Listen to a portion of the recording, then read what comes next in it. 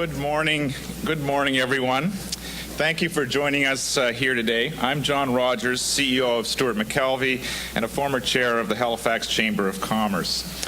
Let me start by saying what an honor it is to welcome all of you to this morning's face-to-face, what's described as a chat, with our three political leaders: the Premier of Nova Scotia and leader of the New Democratic Party, the Honourable Darrell Dexter, the leader... I think maybe I'll say hold your applause for the end, all right? The leader of the opposition, leader of the Nova Scotia Liberal Party, the Honourable Stephen McNeil, and the leader of the Progressive Conservative Party of Nova Scotia, the Honourable Jamie Bailey.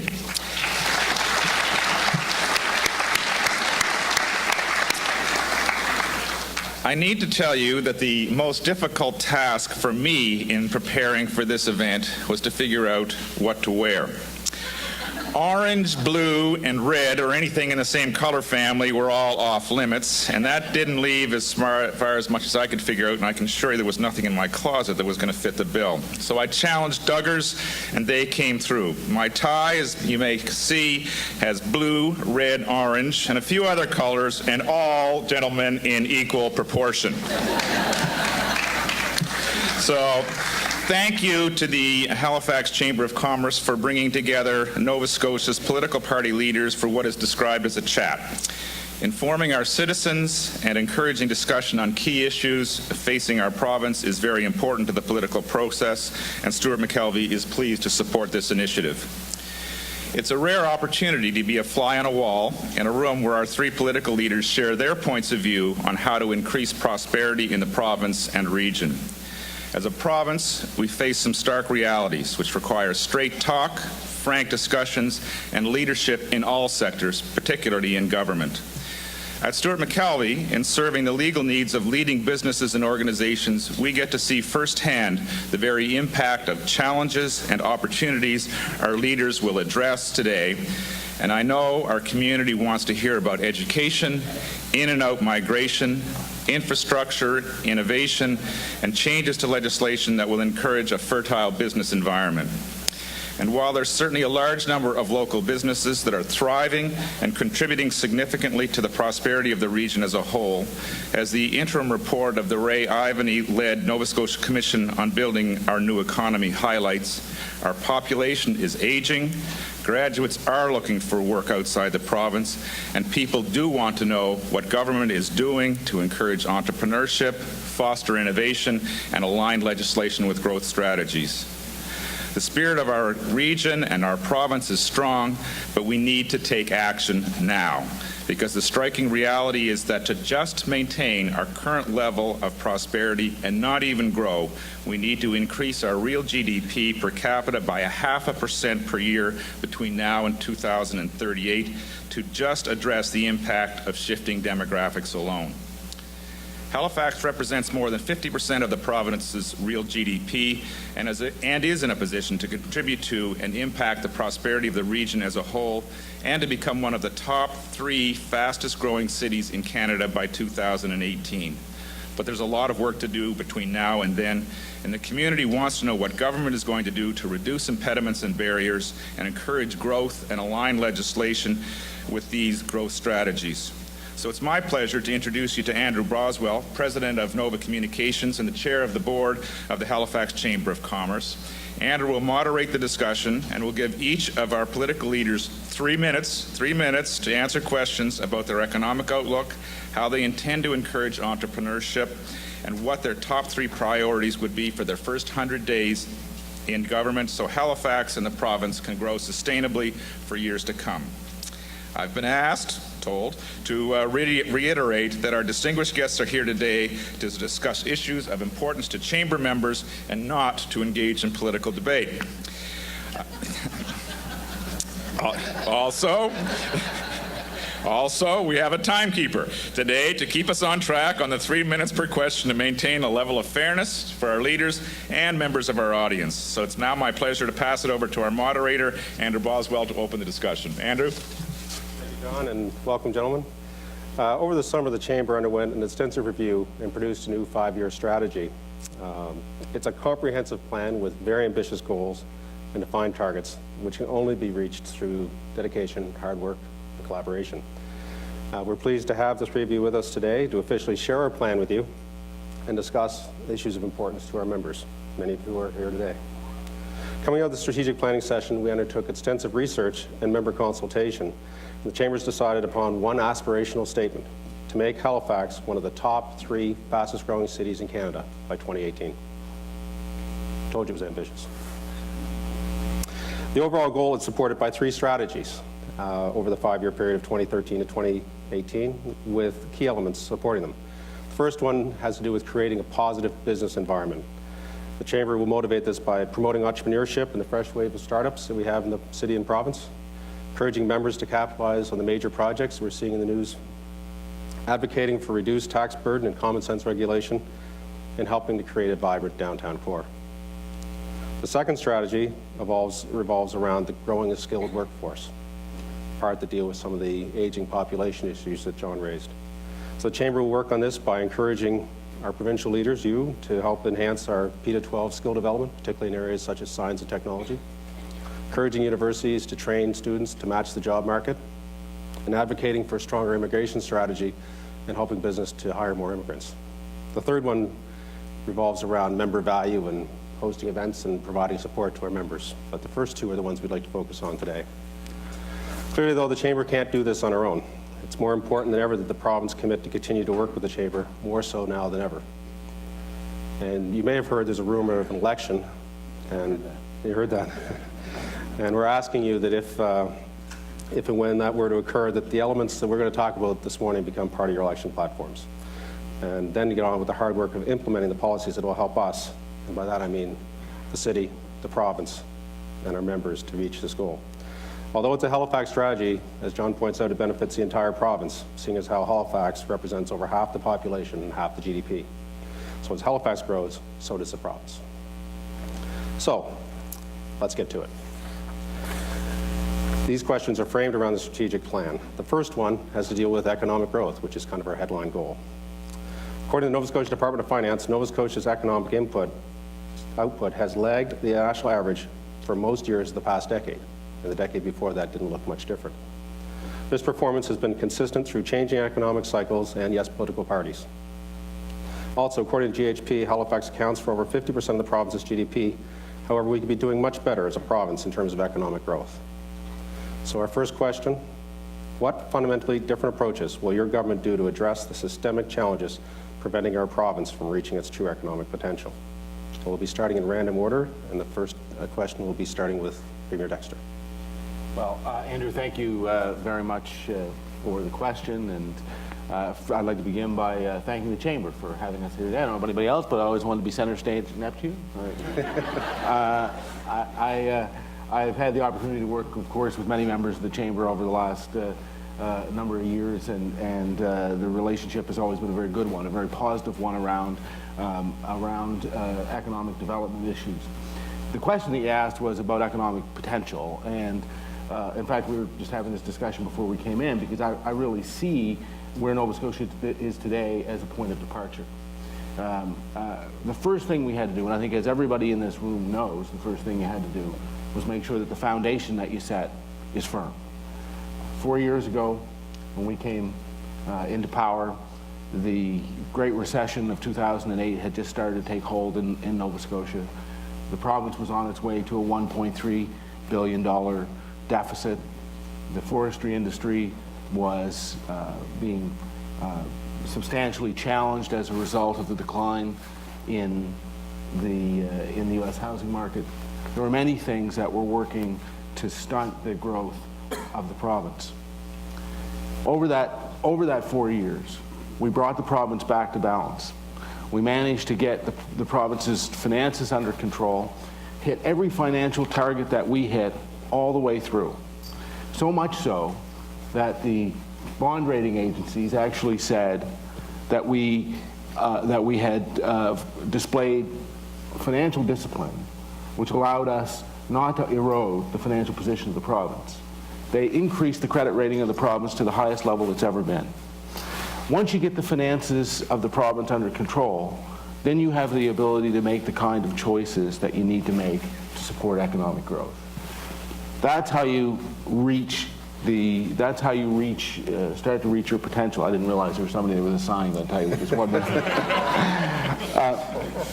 But we need to continue to pursue jobs, investment in this province, every opportunity we got. That's why I was very happy to see the Financial Times just recently say that Nova Scotia, I don't know if everybody in the room even knows this, that Nova Scotia has the highest level of foreign direct investment of any province and any state in North America per capita. Now, coming through a recession, that's actually an astounding thing. We've been able to put in place enough confidence in the work that the government is doing and the work that the business community is doing here to inspire people from around the world to invest in Nova Scotia. I think we need to continue to do that, and I think the risk that we have is that there are people, my opponents in particular, who won't pursue every opportunity to get good jobs in this province. Okay. Thank you. Perhaps next. Well, thanks very much. First of all, I wanted to disagree with the Premier's last comment. I think anyone running for public office will do its best to pursue good economic opportunities for all Nova Scotians, quite frankly, regardless of what political party they represent. But there's been a myth in this province for 2 decades, quite frankly, that governments create jobs. Couldn't be further from the truth. Job creation has to be in the hands of the private sector. Government has to put in place the tools to allow that to happen, enhancing the equity tax credit, broadening it so that more capital is available for Nova Scotia businesses and companies to access, making sure that the small business loans that are out there available to entrepreneurs aren't just associated with one, quite frankly, institution, but are across a broad base of financial institutions of the province so that there can be capital in the hands of Nova Scotia entrepreneurs to create jobs and investments. We have created an environment in this province where the government is the lender of first choice, when in actual fact government should be the lender of last resort. Government should be in a position to enhance sector development as opposed to picking winners and losers, which we've done, quite frankly, not only under the present government, but for a number of decades. I'll give you a great example. Look at the Annapolis Valley and the wine industry. Look at what's happened when the private sector and the universities and research and development has come together to understand an industry, put their own money in place, invest in themselves, grow good jobs. There is an opportunity, though, now for the province to participate. We're on the eve of making that become one of the next great exports of this province.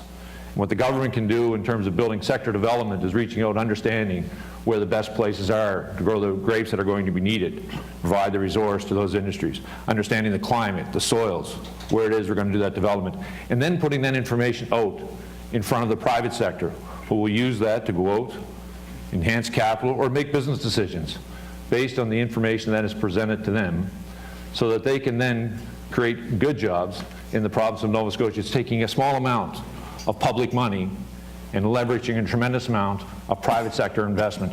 That's how we're going to move our province forward, by taking the minimum amount of public money and leveraging that private sector investment.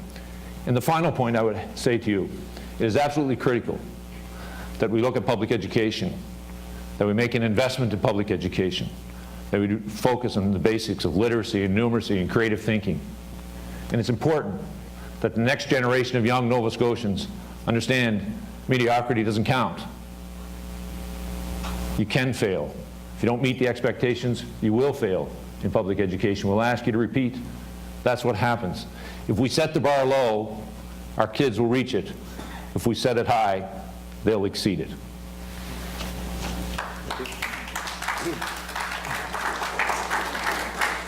Mr. Bailey? Well, thank you, Andrew, and thank you through you to the Chamber and everyone for being here this morning. I can't help but note that the opening production of Neptune Theatre this coming season is a comedy of errors. So for those of you who came here this morning expecting to see that show, I hope you're not too disappointed by what you see. In all seriousness, I really do appreciate the question, because for me it gets to the heart of what the real issue in the upcoming election is going to be, and that is if you want more of the same or real change to the way that this province has run.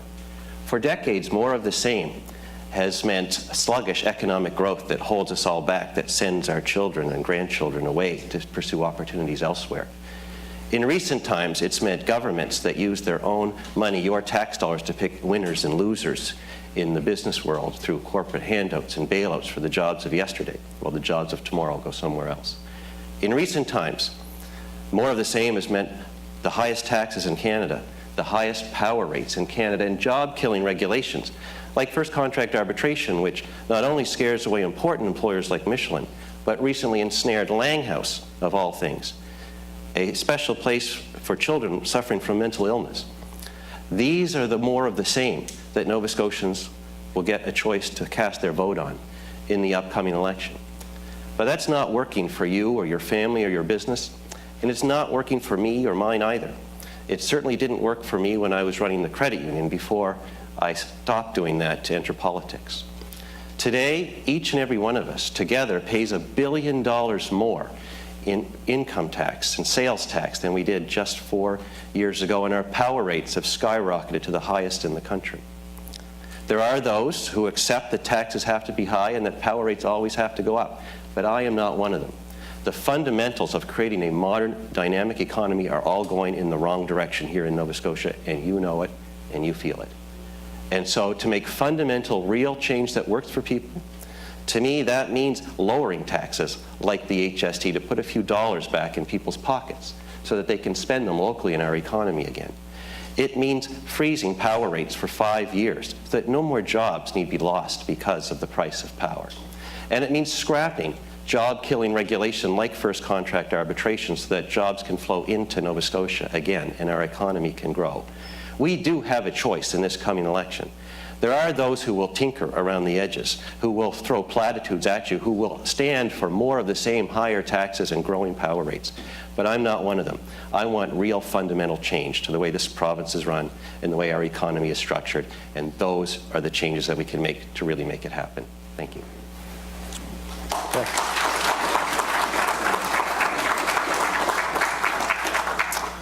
Thank you. Our second question deals with entrepreneurship, and we agree that entrepreneurs in the private sector are the driving force behind economic growth. And we know that Nova Scotia has a great wave of entrepreneurial potential, and we're heartened by the wave of entrepreneurism that we see today. People associated with the Chamber like Francis Ferris and Jevin McDonald from the Spring Dinner, across a wide variety of sectors, ocean tech, biotech, ICT. In what ways will your government harness this refreshing entrepreneurial spirit that helps make our province the preferred place for entrepreneurs? And the question lead this time is Mr. McNeil. Thanks very much. This really leads into the previous question that we had.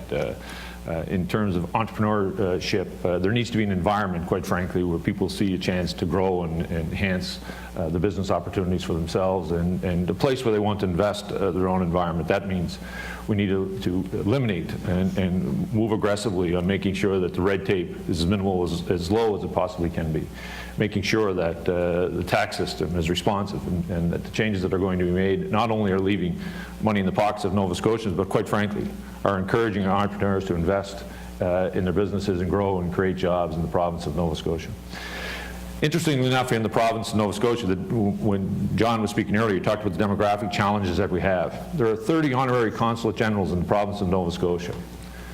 We need to work, and political leaders need to set aside our differences in and around how we think this province should move forward and focus directly on an immigration strategy that is so badly needed for this province, working with the honorary consulates, working with the business sector, working with the university sector, making sure that we open up this province. We need to send a clear message to the federal government that the cap of 500 immigrants per year is unacceptable to a province like ours, one that has a demographic challenge. We need to open up this province to bring in people to do not only the jobs that we have, but quite frankly, people to come in to start businesses, create economic development here. When I look around this city and see some of the development that's happening, it's either first or second generation immigrant who's investing much of their own money in hiring and creating jobs in this province. So we need to focus on entrepreneurship in twofold. One, through an immigration strategy, but also focusing and encouraging young Nova Scotians to take a risk, to understand the reward for hard work, creating your own niche, creating your own job opportunity. I had the great privilege of working for myself. My wife and I decided where we wanted to live, and we created employment and opportunity the community in Annapolis Royal, because we wanted to raise our children and family there, and we believed it was a place that we as a family could flourish. That's what we need to do, in my view, to move this province forward and encourage and continue to grow the entrepreneurial spirit that has been alive and well in this province for generations. Thank you, Andrew. Again, this question goes right to the heart of what the next election is going to be all about. Do you want more of the same, of not just the last 4 years, but the last number of decades, or real changes to the way the province is run, real changes to the way that our economy is structured? Nowhere can that be more true than the way our small businesses, our risk takers, and our entrepreneurs are treated. When I was running the credit union, I worked with thousands of Halifax's small businesses, as we were the financer for many of them. And now, as the leader of the PCs, as I travel across the province and I meet with the small business owners in my own riding and across, I hear the same issues. Our taxes are too high. Our power rates are too high. Regulation is too deep and too hard, and the paperwork is too much, and I can't focus on growing my own business. Many of you, of course, have the same experience. It is not that way in other places, and it doesn't have to be that way here. We can have real change to the way this province is run. I've already outlined the fundamental changes to our economy that are needed.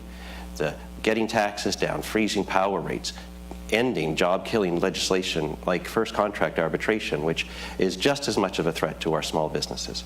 Look at Egg Films right here in Halifax as an example. A great young company growing in the new economy, in the digital economy, a film production company, under threat because of legislation passed by their own House of Assembly. I am completely opposed to letting that legislation stand, because I cannot understand why it would be allowed to go through at a time when our economy is struggling so much. But in addition to that, we need to do things to make sure we prepare our next generation for the jobs of tomorrow. That means putting digital knowledge into the curriculum in our schools, training our young people for the digital economy of today and tomorrow. And I do want to applaud the Chamber for taking the lead on this issue in recent times. I think it's great that we're here at Neptune Theatre, which can be the centerpiece of a creative economy here for Halifax and across the province.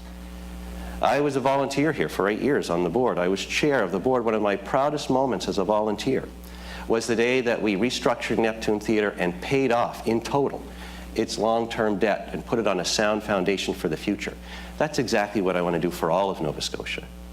And of course, we want to make sure that our schools truly are preparing our kids, our universities, our community college, and the trades, that we modernize the apprenticeship program so that all young people have a chance to be truly independent and prosper in the future.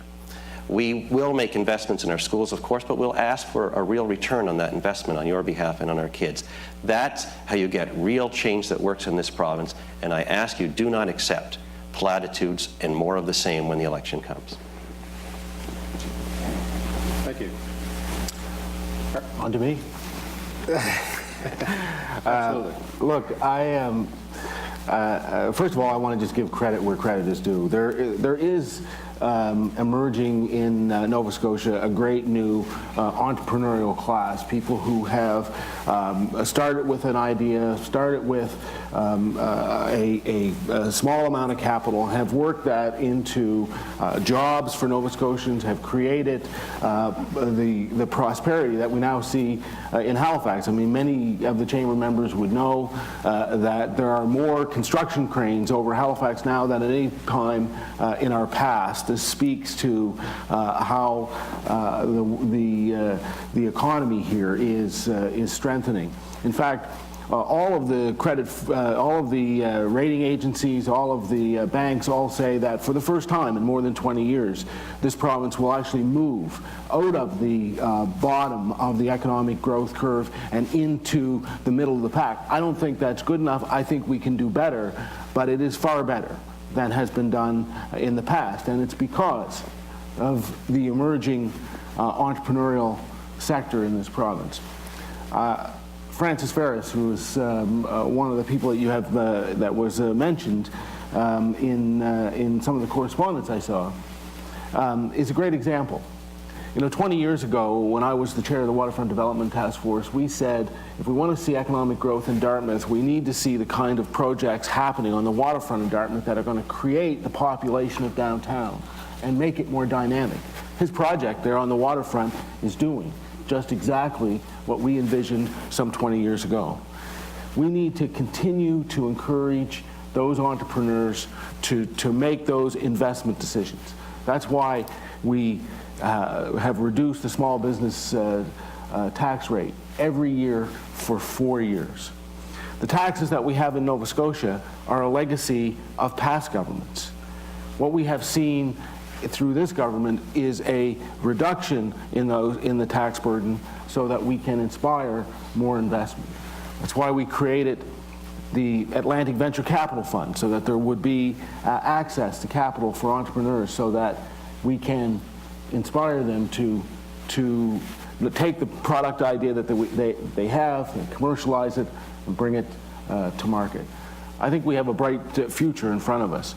I think what we risk is moving back to the endeavors of the past, not being able to see the road forward.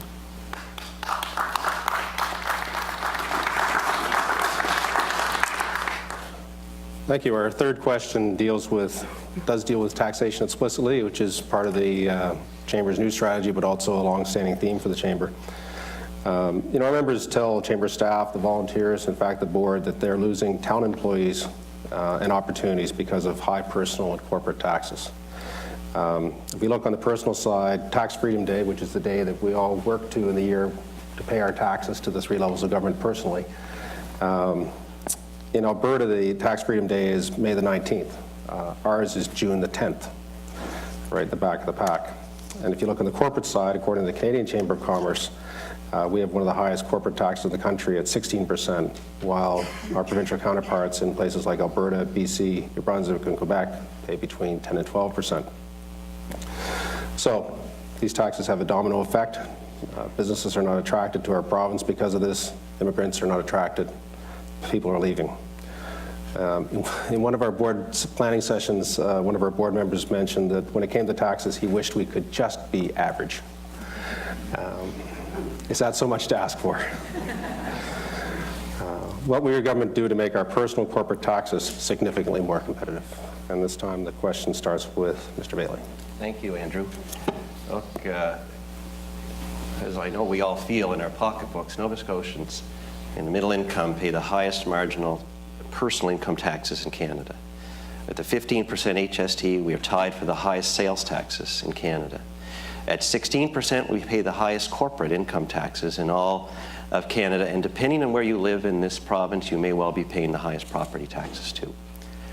I want Nova Scotia to be first in many things, but those are not the things that I have in mind. We all know that you can't have a growing economy, create new jobs and opportunity, attract new people to our shores when you're paying the highest taxes in the country. We know that pushes jobs and kids and graduates away to other places where they can earn a decent living. I am one of those that believes that when you work hard, you should be entitled to keep a fair share of your earnings, and that is not true any longer in Nova Scotia. This is another question of more of the same versus real change that works for people. We have here a government that promised not to raise your taxes and pushed through the highest tax increase in our history with the HST. We have some opposition members who criticize the government for doing that, but will not bring your taxes down. They accept that they have to stay high. Well, I don't accept that, because growing the economy and creating real jobs means lowering taxes, starting with the HST, and that's what a PC government will do. And I will add that you have every right to ask all three leaders how they will pay for promises like lowering your taxes, and I hope you ask all three that question as you see us on the campaign trail. I'll tell you a short little story. As president of the credit union, in the 6 years I was there, that company grew by almost double in size, serving more customers, more branches, more services to our members who are actually our owners. At the same time, the corporate office of the credit union shrunk. We became more efficient at what we do, taking the money that we brought in and reinvesting in the front lines of services. That's exactly what needs to happen for all of Nova Scotia.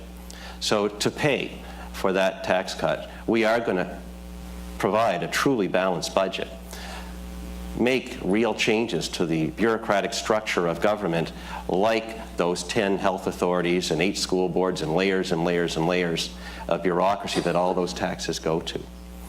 I will actually keep the old NDP promise to cut the government payroll by 10%, which they so quickly forgot after taking office. Just like with that credit union, we need to cut back at the top. And to me, that means showing real leadership, starting with the MLA pension plan, that you all put $5 or $6 into this day for every one that your favorite politician puts in. A plan no other Nova Scotian can ever hope to have. Well, there's nothing special about being a politician. Leadership means showing you're willing to tighten your own belt so that you can go on to tighten the belt at the top of the system so we can bring taxes down evenly and fairly for everybody. Thank you. Best. Thank you. I was interested when I saw the question because I went and actually looked at the report that was done on tax freedom. And interestingly enough, it turns out that Nova Scotia does not have the highest taxes in the country. In fact, we have lower taxes than Saskatchewan, than Quebec, and Newfoundland. In fact, we end up pretty much in the middle of the pack in terms of tax burden across the country. But I think what's important is that we actually have a plan to move the tax burden down. And that's what we did over the past 4 years. We started by ensuring that we took a balanced approach, ensured that the books of the province were properly balanced, that we got the finances back in order after being left with a $1.3 billion deficit projection. And it was tough. It was certainly tough to do in a recession. But because we took a balanced approach, as we brought the books back in balance, hit the financial targets that we had to hit, we reduced the small business tax. And as you know, it's called the small business tax, but the reality is that all businesses benefit from a reduction in that tax rate. In the years going forward, we will see the HST come back down. Why? Because we can afford to do it. And we can afford to balance it with the services that really matter to people. We have to have a healthcare system for people that is there when and where they need it. We have to have a good education system for our young people so that they are able to get access to the skills, to the training that they need in order to be able to take advantage of the opportunities in the future. So we have to be able to support those services because everyone in this room, I believe, understands that when there is a good quality of life in our province, when there are good services for people, that's actually good for the business community in the province. We have to continue to support those services to make sure that we can attract immigrants, that we can attract entrepreneurs to invest in our province. I'll say again, in this province, we have over the last 4 years dealt with the recession almost like no other province. We have managed to get the books back to balance, and we are now attracting foreign direct investment at a level that no other province and no other state in North America is doing. That's a great credit. It's a great credit to all Nova Scotians who were part of getting this province's finances back in order, making sure that our economy is strong.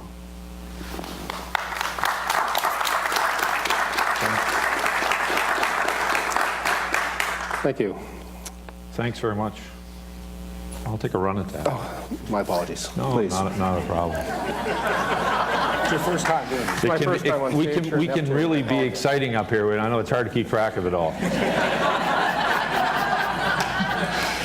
The reality of it is there's only a few Nova Scotians that actually believe we have a balanced budget today. Before we as a province can move towards tax reduction, tax relief, we need to make sure that we truly have a balanced budget. If you look at in the last little while, the revenue projections of this province have been, let's say, on the tad bit optimistic side. I believe if you've taken the fact that the government prepaid universities by $30 million last year, even by their own estimate, we would be in about a $12 million deficit using their numbers. But in order for government to begin to move towards tax relief, it needs to look at itself. If you look at the fact, identifying what are the things we really need to be doing as a province, yes, we need to deliver quality, timely health care. And we need to do it more efficiently. We need to eliminate the administration component of healthcare. But that money needs to be plowed back into the system in the frontline healthcare to ensure that nurses and doctors are there, that the wait times are meeting the national average. Yes, we need to make sure we have a quality education, but we need to be investing in education in a way that is with putting targets, making sure that our kids are meeting the expectations that we have for them. What we don't need to be doing is paving roads. We don't need a paving plant to compete against the private sector. Some of you may be surprised, quite frankly, that the largest department that has grown percentage-wise in the province of Nova Scotia in the last 4 years is really, in fairness, even before that, has been the Department of Communications. We spend more money trying to protect the Nova Scotians to feel good. Well, Nova Scotians know, in my view, when government is doing a good job because their lot in life is better. They have an opportunity to invest in their own families and their own communities, provide opportunities. They don't need to watch the supper hour news and see commercial after commercial with a slogan after slogan promoting a political agenda, not telling Nova Scotians what government can do or what government is doing on their behalf. It is important that as we move forward in the discussion around tax reduction, that we are truly in a balanced budget position, that government has become lean and prepared to do like everyone else is doing, cut at the top and making sure. But when we go through and make those tax deductions, we have to make sure they're focused on two things. In a place where we can create economic opportunity and economic growth through entrepreneurs, in a place where it's leaving more money in the pockets of hard-working Nova Scotians to invest in their own families and their own communities and their hopes and aspirations for one another. Thank you. Thank you. Our next question deals with top 3 priorities. Now that you have an idea of what's in the Chamber's plan and our bold aspiration of being a top 3 fastest growing city in Canada, let us ask you, what are the top 3 priorities your government will focus on in its first 100 days in office after an imminent election? And this time we'll start with Premier Dexter. Thank you. Well, first and foremost, we're going to continue to concentrate on creating jobs and economic wealth in this province. We're not going to pass up opportunities. There are those who have been very critical, for example, of the Ship Start Here campaign and the effort to bring the largest single industrial contract in the province's history to Nova Scotia. We don't think that opportunities like that ought to be ignored. In fact, we think they ought to be invested in, nurtured, and ensure that we get the benefits of this. If my opponents on the stage here today had their way, those 11,000 jobs that the Conference Board of Canada that say is coming with that contract would be in British Columbia or in Ontario or somewhere else, but not here. We intend to continue to encourage companies like IBM to bring their global delivery centers here to Nova Scotia. Did you know that the Liberal economic development critic, when it was announced that the IBM Global Delivery Center was coming to Nova Scotia, said that IBM was minimally competent, couldn't be trusted? Is that the kind of message that we really want to send to businesses that want to come to this province? I don't think so. Secondly, we need to make sure that we continue to strengthen our healthcare system, continue to ensure that the healthcare that people need are there when and where they need it. We have created the collaborative emergency centers in rural parts of Nova Scotia, which means that emergency centers are now being opened 24 hours a day, 7 days a week, ensuring that the access to care is there for people in rural communities. We need to continue to strengthen that system. We also need to continue to strengthen the education system, make sure, as we have with the new Skills Trades High School in Cole Harbour, make sure that the access to the skills of the future are there for our young people. And finally, one of the things we need to do is we need to ensure that we build the Maritime Link. The Maritime Link will create a regional energy grid, one that will stabilize power rates and ensure that we're not stuck in the kind of cycle that we've seen before. You know, you can have these vague promises or these statements about freezing power rates when we all know that that just comes back to haunt us in the future, just as it did with Workers' Compensation Board premiums when the Conservatives froze those. We now have the largest deficit in the Workers' Compensation Board of any place in the country. We can't afford to make those mistakes again. And that's what's going to be at risk in this next election, that you're going to have people who are not going to respect the business community, who don't understand how we move this economy forward.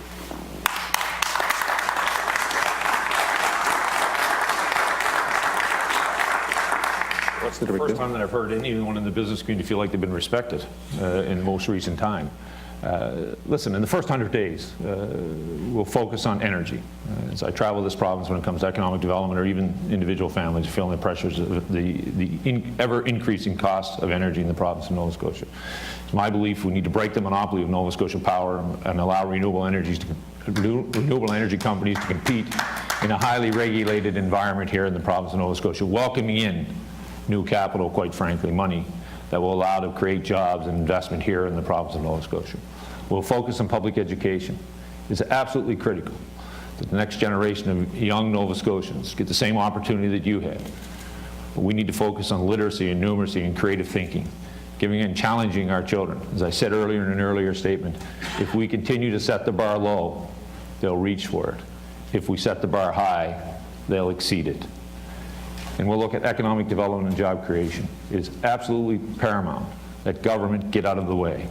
It is important, quite frankly, that government stop picking winners and losers in this province. For 2 decades, we have tried that, and what we received from that is the worst performing economy in the entire country through those 2 decades. Yes, under all 3 political parties. It is time for a direct change on how we do economic development. We need to make sure we do sector development, lay the information out there for the private sector to reach out, develop capital. We can make public policy changes which will free up money to allow entrepreneurs to invest in their communities.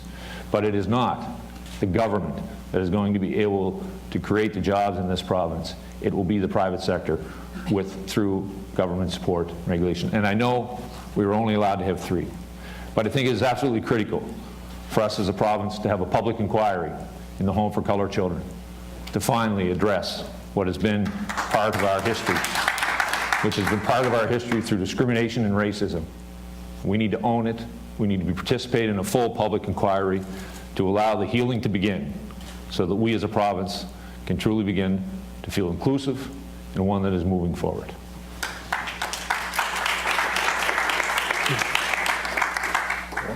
Andrew, just let me do something a little surprising right off the top. I did hear the Liberal criticisms of the attraction of IBM to Nova Scotia, and I just want you all to know I agreed with the government on what they did to bring that company here and created a center for that excellence. We don't have to disagree all the time when good things do happen. I think it's responsible as an opposition leader to actually call something good when you see it. Having said that, we don't agree on everything, and that's why I want you to know what our top 3 priorities are, because I don't want more of the same of the last 4 years or the last 20 years. We need real change to the way this province is run. I heard the Premier defend the skyrocketing increases in power rates. Well, we do have a plan to freeze power rates for 5 years so that no more jobs need be lost, or people move away, or make horrible decisions about which bill to pay at the end of the month. Not in my Nova Scotia and not in yours. We have a detailed 5-point plan that we will implement in the first 100 days to stop the increases in power rates and provide real relief to Nova Scotians, both businesses and families. That means going renewable, absolutely, we all agree on that, but extending the targets by 5 years so that we can go at a pace that all Nova Scotians can afford.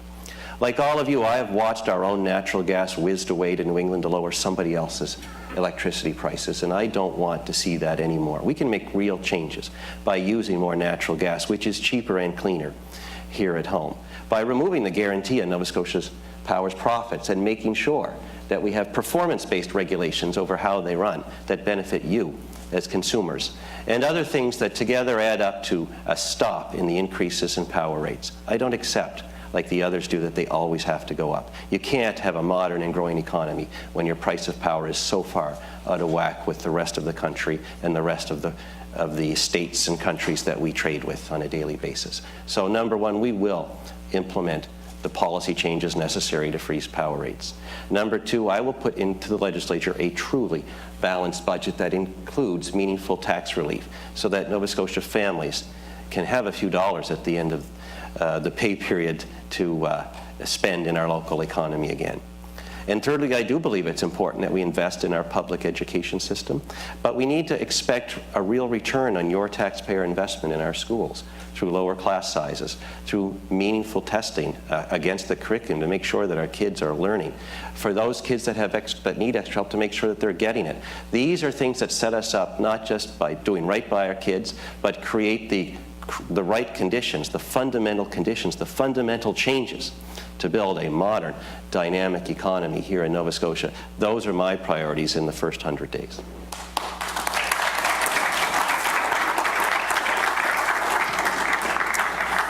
Okay, our final question. Premier Dexter, Leader McNeil, Leader Bailey, ask you to look a little bit out in the future. We're told at the Chamber by political leaders such as yourself that our four-year political system, and yes, sometimes us as voters, drive some fairly short-term thinking. True? You don't have to respond. Regardless, to accomplish long-term success, we need long-term vision. And I guess my question is simply, in a short, compelling fashion, what is your vision of Nova Scotia in 2025? And we'll start with Leader McNeil. Some of us may have been described as short. I don't know if any of us have been described as compelling.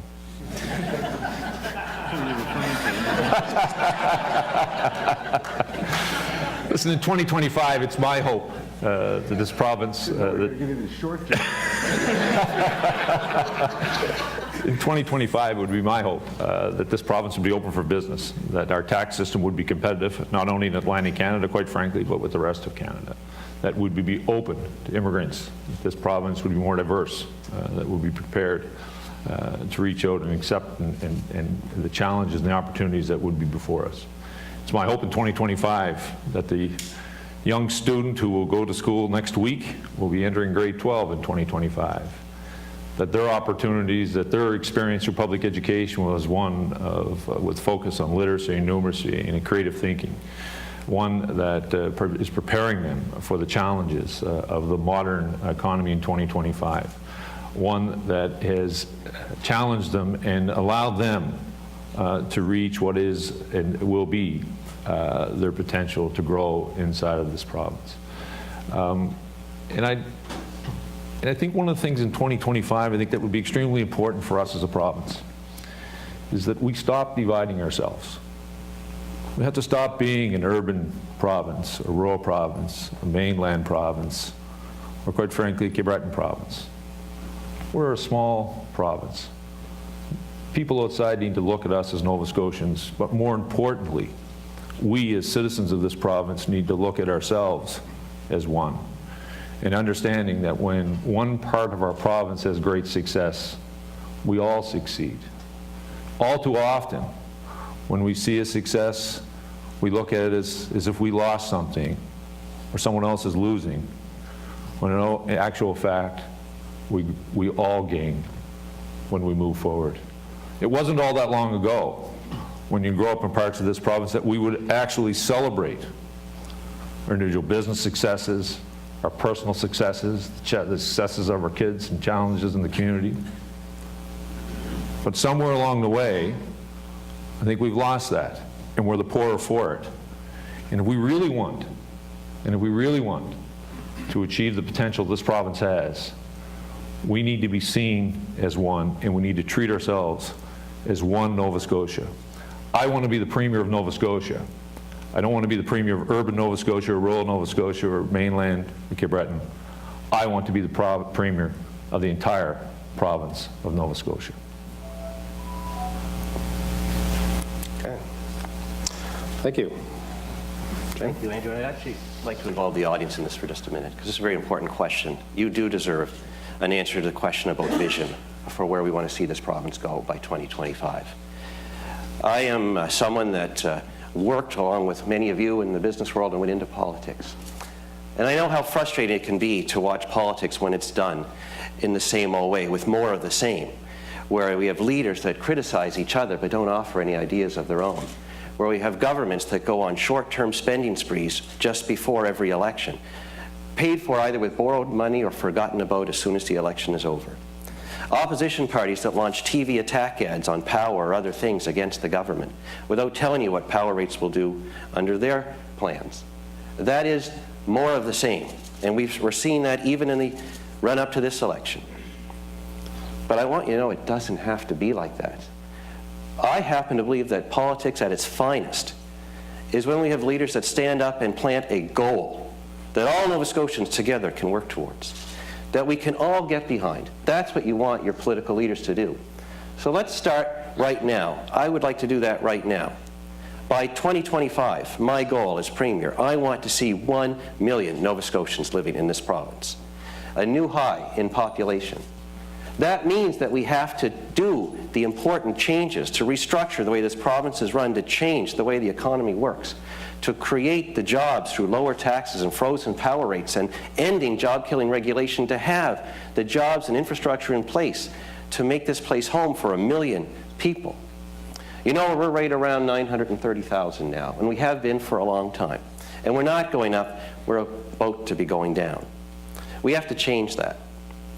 You know, there are tens of thousands of Nova Scotians that are living or working elsewhere in Canada or around the world who would rather be here. Every family knows someone who has moved away, given up hope on creating real jobs and opportunity here at home. We'd like to bring them here as part of our goal of getting to 1 million people. And rather than patting ourselves on the back because we increased the number of immigrants from one number up by 200, from 500 to 700, whatever, we need thousands of new Nova Scotians to come to our shores and call this place home.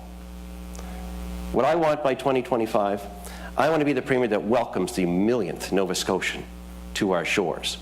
Then truly I'll know that we cast aside the same old ways. We threw away more of the same decade after decade, and we truly did find a way to make Nova Scotia finally reach that great potential that we all grew up knowing was there, and now we made it come true once and for all. 1 million strong Nova Scotia 2025. On a response to introduction. I think I'll take this opportunity as well, because I haven't had a chance to be on center stage, as I said before. This is a good time to start. And I come from a really small town, a little place called Milton up on the South Shore of Nova Scotia. Grew up in the last house on Milton Road West. The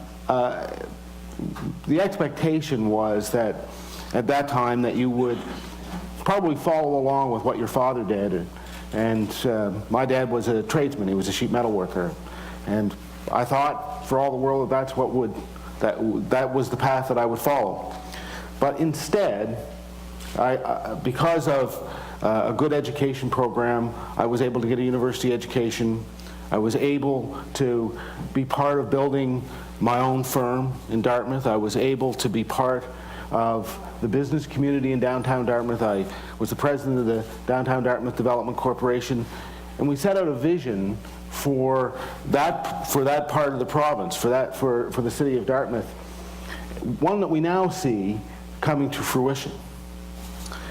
We need to do, and we are doing, the same thing in Nova Scotia. We need to look out over the next decade and say, what is it that we want to achieve for all of our citizens? And I believe that the key to this is economic success, that we don't pass up the opportunities that come before us, that we go out and we actively recruit the best businesses in the world to come to Nova Scotia, that we promote our own entrepreneurial spirit, that we make sure that our businesses get the support that they need, and that we don't use businesses as a political punching bag all the time when it's convenient for short-term political gain. The reason why it's important to have economic success in the province is because of what that delivers to everyone else. If you have economic prosperity, you have social prosperity. It means that you can provide the kind of healthcare services that people need, that seniors won't have to worry whether or not there's going to be a long-term care bed for them, or whether or not they're going to be able to afford to stay in their own homes. That young people won't have to worry about whether education is going to be affordable enough for them, or if they can get into a training program that they need.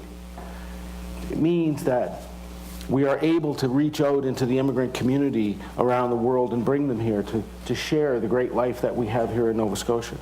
But that takes real work, the kind of collaborative work that we've seen over the last 4 years, as I've reached out through the Premier's Advisory Council on the Economy and brought business into the conversation about how we make a stronger Nova Scotia. This is important for all of us. It's important simply because economic prosperity leads to the social prosperity that we all desire. Thank you.